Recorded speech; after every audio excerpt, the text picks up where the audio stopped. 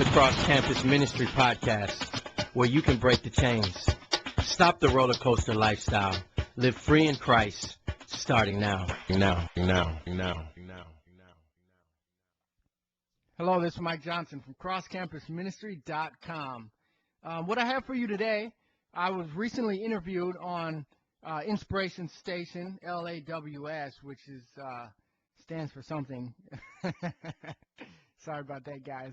But I was interviewed on this show to talk about the Cross Campus Ministry Podcast and the things that we're doing.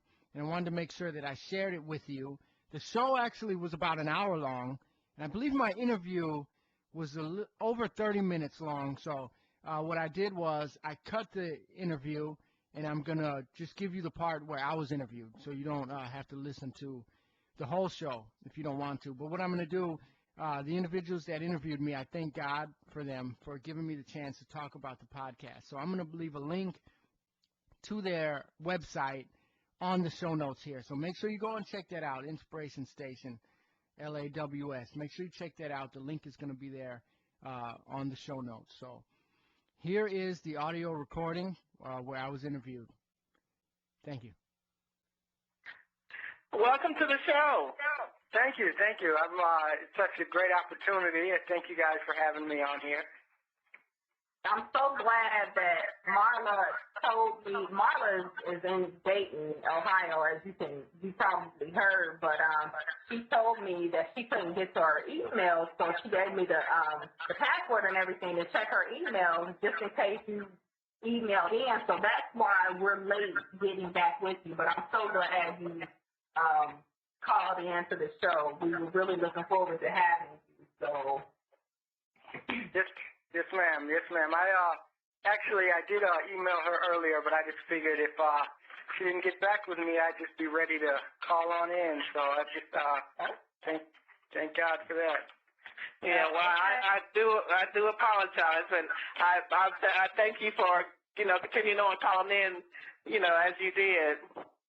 Yeah, because so many if they don't hear from us, they won't call in, and then we end up having a no call, no show, and we don't like no calls, no shows, do we? Not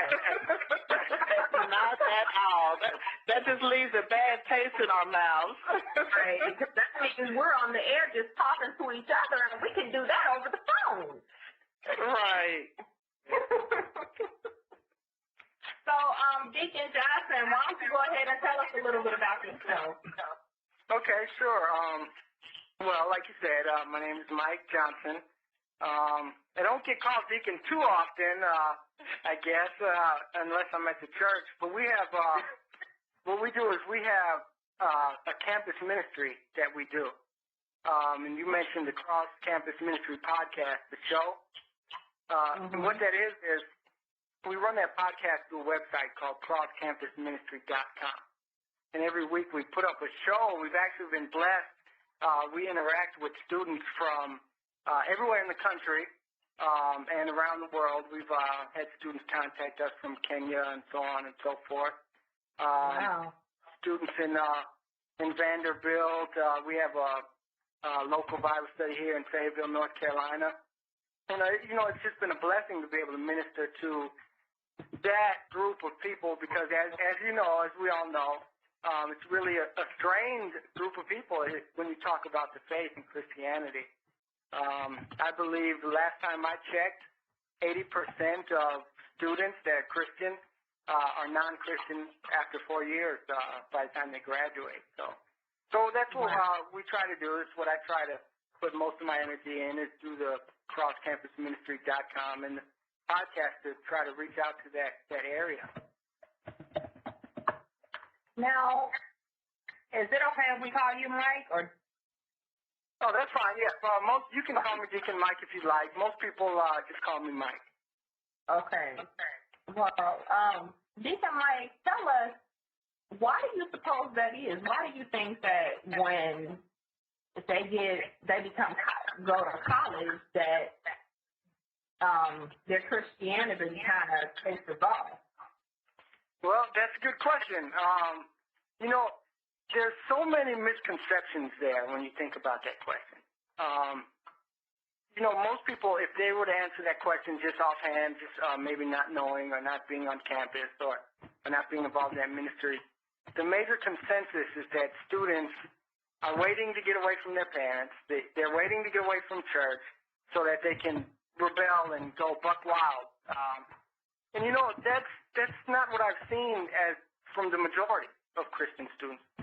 Sure, you have a percentage of them that are going to do that, and they've been waiting to do that for years. But what I've seen when it comes to most Christian students on campus is not that. It's not just an open rebellion. Most students, when they go, you're going to a campus where you don't have any Christian friends.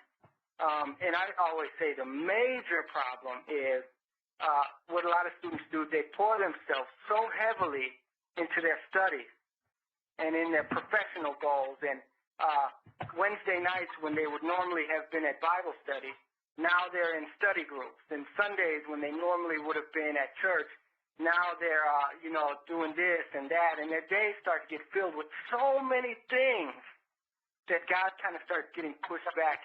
And you can only do that for a certain amount of time before you're going to wake up one day and realize that you're further away from God than you ever would have imagined. Wow. Yeah. That's a good point. Yeah, that is. That's absolutely true. I mean, you don't have to go to college to realize that unless you start involving yourself with the church activities, then you're going to go downhill pretty quickly. Right. And, and sometimes, now I never place the blame on anybody. I don't want to be throwing stones here because I'm not perfect either. But, sometimes we as parents, now I have two young kids. My kids are only 3. One's 3 and one's 1. But sometimes we as parents, when we send our kids to college, we kind of put a lot of the weight on, you're going to school to get an education, and this is what you're there for, and you better bring home a certain amount of grades and this and that. And sometimes we seldom mention the other things, I think we can do better sometimes as Christian parents to communicate to our children. Go to school, do your best, get good grades, graduate summa cum laude and all that stuff that I don't understand. I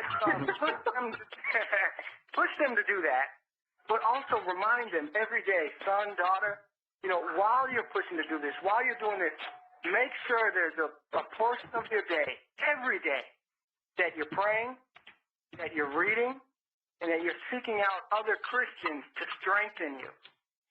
Because children have a natural affinity to please us as parents anyway. So whatever we often put the most weight on to them is what they're going to try to achieve. And if we never mention a lot of the spiritual things, they'll forget about it. And we'll end up in that situation where I mentioned earlier, 4 years later, they're 4.0 students, they have a good job, but everything else has faded away, and we're all left wondering what happened there. Wow. And it is sobering. That's what we do. And we say essentially, I believe I was emailing Marla back and forth a couple weeks ago when we were getting we're putting together a video series that we're going to hope to push out to college students and to fathers and mothers. What it's going to be, a curriculum based on the 5 critical things that students should do and need to do to keep their faith. And those 5 things are, of course, to all of us, they seem obvious. Prayer is the number 1 thing. The number 2 would be having a daily Bible reading. Number 3, you have to have Christian friends. And, of course, number 4, finding a local church. And it's something funny I always say about that. I always say, find a church. Don't search for a church, because the great